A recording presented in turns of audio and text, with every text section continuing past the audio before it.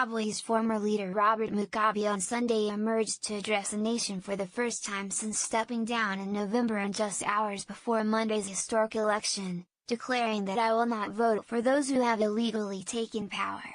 In a slow and rambling address, the 94-year-old Mugabe spoke to reporters with some bitterness about his dramatic removal under military pressure and amid a ruling party feud.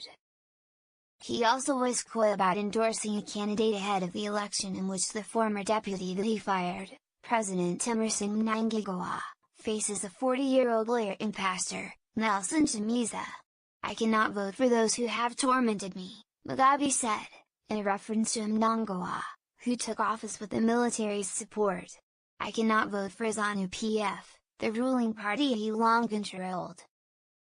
Mugabe, who has backed a new political party that is part of a coalition supporting Chamisa, said of him, "He seems to be doing well at his rallies, I wish to meet him if he wins." And Mugabe added, "Whoever wins, we wish him well, and let us accept the verdict." Many in Zimbabwe knew no other leader but Mugabe, who led the country for 37 years after independence from white minority rule in 1980. What began with optimism crumbled into repression of the opposition, alleged vote rigging, violent land seizures from white farmers and years of international sanctions. The Southern African nation hopes that a credible vote on Monday could get those sanctions lifted and bring badly needed investment for a collapsed economy. Mnangagwa, a former Mugabe confidant, has tried to recast himself as a voice for reform, inviting back Western dozens of election observers and pledging a free and fair vote. Mugabe defended Zimbabwe's election commission after Chamisa and the opposition raised concerns that the vote will be flawed, saying that it acts quite freely. And in a breathtaking statement, he asserted that his long stay in office had been free from meddling. "It was not the army that ensured I remained in power." He blamed evil and malicious characters for his resignation, which was met with a joyous outpouring by thousands of people in the capital, Harare, and elsewhere.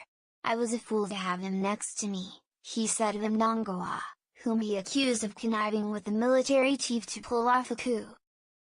Mugabe said he resigned to avoid bloodshed and defended his wife, Grace, who just months ago appeared to be positioning herself for the presidency. Leave my wife alone."